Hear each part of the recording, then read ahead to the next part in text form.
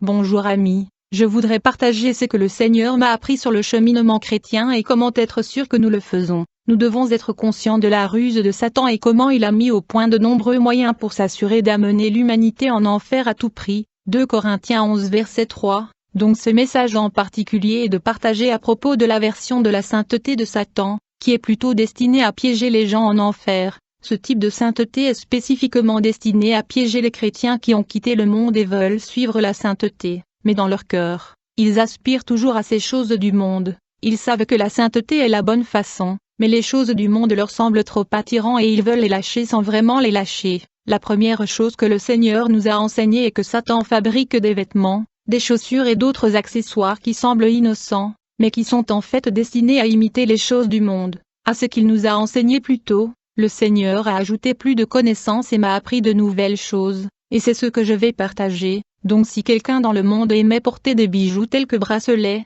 Satan a mis au point des mécanismes trompeurs, de faire des montres qui ressemblent à des bracelets. Cela est destiné à piéger les chrétiens saints qui aspirent toujours au monde dans leur cœur. Cette personne achètera cette montre tout en se réconfortant que ce n'est qu'une montre. Cela signifie qu'ils satisfont également leur envie de porter des bracelets comme ils le faisaient sur le chemin. De cette façon, la personne essaie d'être comme le monde, sans vraiment être dans le monde. La deuxième chose que le Seigneur m'a racontée concerne les chemises d'hommes et de femmes, qui sont faites avec des chaînes de cou attachées. Pour quelqu'un qui aimait porter des chaînes de cou dans le monde, ce sera une excuse parfaite pour continuer à le faire. Si quelqu'un leur pose des questions à ce sujet, ils diront, c'est une chemise, c'est comme ça que ça a été fait, que voulez-vous que je fasse à ce sujet? Pour eux, ils verront comme s'ils suivent la sainteté et n'ont rien fait de mal. Cependant, c'est ce que la Bible appelle être tiède. Ils disent qu'ils ne sont pas dans le monde, mais encore une fois si vous les regardez de nouveau avec ces choses, ils ne tombent pas vraiment du côté chrétien non plus, donc ils ne sont ni ici ni là. Apocalypse 3 verset 16 Alors, parce que tu es tiède, et que tu n'es ni froid ni bouillant, je vais te vomir de ma bouche. L'autre chose dont le Seigneur m'a parlé concerne les chaussures faites pour ressembler à des bracelets de cheville à travers leur conception, ou ceux faits pour ressembler à des bagues d'orteils. Quelqu'un qui désire porter de telles choses, mais se sente privé car elle croit maintenant à la sainteté peut facilement satisfaire son désir en portant de telles chaussures, tout en se réconfortant dans son cœur qu'il est converti et ira au ciel. Acte 7 verset 39. Nos ancêtres ont refusé lui d'obéir. Au lieu de cela, ils l'ont rejeté dans leur cœur. Ils sont retournés en Égypte. Cette écriture montre qu'il est possible d'être dans le monde dans votre cœur à travers les choses que vous désirez, tout comme les Israélites retournaient en Égypte dans leur cœur car c'est ce qu'ils voulaient. Galates 6. Si quelqu'un prétend suivre la sainteté mais qu'il est toujours dans le monde dans son cœur, il ne fait que se tromper lui-même et ne devrait pas s'attendre à aller au ciel parce que Dieu voit ce qu'il y a dans le cœur de l'homme. Il veut seulement ceux qui se sont repentis à l'intérieur et à l'extérieur. Ce sont là tous les mécanismes de Satan pour piéger les gens en enfer. La Bible parle de la séparation totale du monde. On ne peut pas tromper Dieu en prétendant être chrétien mais dans ton cœur, tu aspires à l'Égypte. C'est pourquoi nous devons demander à Dieu de nous transformer, et transformer nos cœurs, et de les concentrer sur la volonté de Dieu. Hébreux 4 verset 12. Car la parole de Dieu est vivante et puissante, et plus nette que 2 épées tranchantes, perçant même à la division de l'âme et de l'esprit, et des articulations et de la moelle, et est un discerneur des pensées et des intentions du cœur. Je me souviens quand nous venions de venir au Seigneur, mes frères et sœurs et moi avions l'habitude de parler des films et des dessins animés que nous regardions pendant que nous étions dans le monde et on rigolait.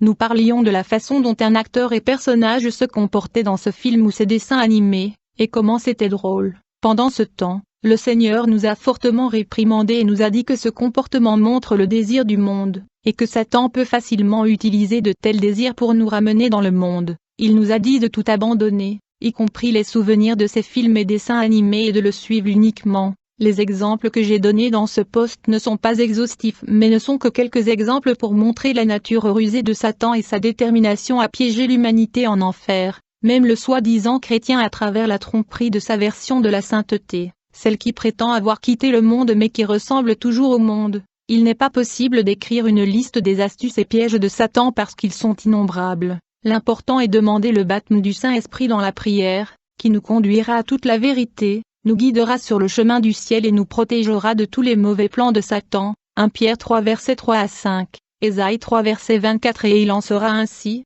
au lieu d'une odeur douce, il y aura une puanteur, au lieu d'une ceinture, une corde, Au lieu de cheveux bien coiffés, la calvitie, au lieu d'une robe riche, une ceinture de sac point virgule virgule et l'image de marque au lieu de la beauté. 1 Timothée 2 versets 9 à 10, de la même manière également, que les femmes se parent de vêtements modestes, avec bienséance et modération, non pas avec des cheveux tressés ou de l'or ou des perles ou des vêtements coûteux, mais, ce qui convient aux femmes professant la piété, avec de bonnes œuvres. Aujourd'hui je veux vous encourager à ne pas vous conformer au monde parce que Jésus-Christ est saint et veut que nous soyons saints.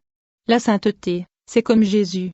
La meilleure façon de vivre dans la sainteté serait de vous demander, avant de porter quelque chose si Jésus le porterait, ou avant de dire quelque chose, si Jésus le disait. Dieu ne fait pas exception de personne, une fois que nous arrivons à Jésus, nous devons porter le fruit du repentance par notre style de vie. Notre discours devrait refléter Jésus, nos pensées, nos désirs, et même notre habillement devrait tous refléter Jésus. Souvent, les gens veulent ignorer la partie de la sainteté qui implique notre accoutrement, et c'est parce que l'Église s'est conformée au monde dans ce domaine, et les gens sont réconfortés dans leur péché avec l'excuse que Dieu ne regarde que le cœur et donc qu'ils peuvent s'habiller comme ils aiment. C'est un mensonge de Satan qui veut que les chrétiens aillent en enfer. Nous sommes la lumière du monde, une ville sur une colline qui ne peut être cachée. Avant même de dire un mot, la lumière doit être évidente lorsque les gens vous regardent. Beaucoup de gens l'ignorent simplement parce que Dieu répond toujours à leurs prières ou les utilise ou parce que leurs pasteurs leur disent que cela n'a pas d'importance. Cela fait. Je suis témoin. Dieu m'a montré une dame qui était une femme de Dieu et une guerrière de prière, qui croyait que Dieu ne regarde que son cœur et peu importe si elle est habillée comme le monde. Cette dame souffre d'énormes tourments en enfer en ce moment. C'est une personne qui était très proche de moi et je ne me réjouis pas de la voir en enfer.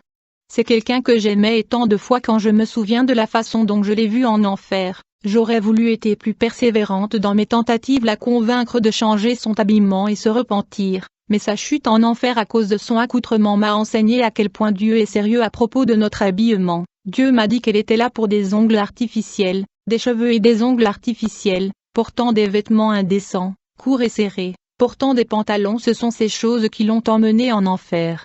Certaines personnes pourraient penser qu'elle a dû aller par-dessus bord avec toutes ces choses et c'est pourquoi c'était inacceptable pour Dieu. Mais en réalité, cette femme n'a même pas utilisé trop de ces choses que j'ai mentionnées. Mais le fait est qu'elle les a utilisées quelles qu'elles soient peu et à cause de cela, elle vivait dans le péché. Dieu me l'a montré pour que ce soit un avertissement pour nous tous et pour les chrétiens qui s'habillent toujours comme le monde. C'est important. Si cela n'avait pas d'importance, cette femme ne serait pas en enfer. Il importe à Dieu que vous vous permissiez vos cheveux, que vous utilisiez des perruques, que vous portiez des bijoux, que vous vous peigniez les ongles, que vous portiez un pantalon lorsque vous êtes une femme, que vous affaissez votre pantalon, que vous teigniez les cheveux. Oui, toutes ces choses sont importantes pour Dieu. Et c'est la raison pour laquelle il m'a envoyé pour vous avertir que si vous continuez dans votre péché, vous finirez en enfer. Je m'habillais modestement, je ne portais pas de bijoux et toutes ces choses, je ne me permettais pas de me coiffer les cheveux, mais je les lissais en les séchant et je serais allé en enfer pour ça si Dieu ne m'avait pas sauvé.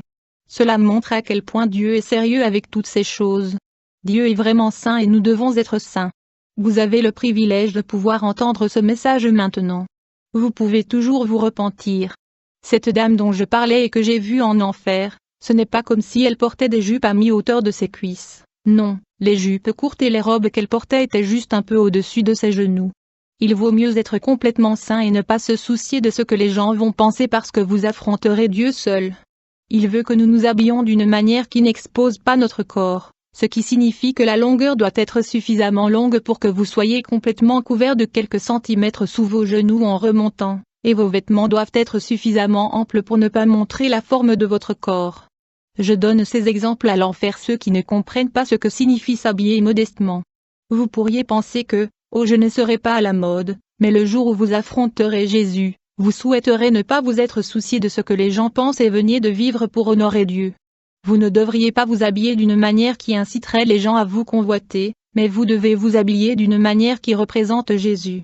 La façon dont vous vous habillez est tout aussi importante que votre obéissance à Dieu en évitant de voler ou de tuer. La sainteté est chaque aspect de votre vie. Tournez-vous vers Jésus, échappez à la pollution du monde, envoyez des commentaires.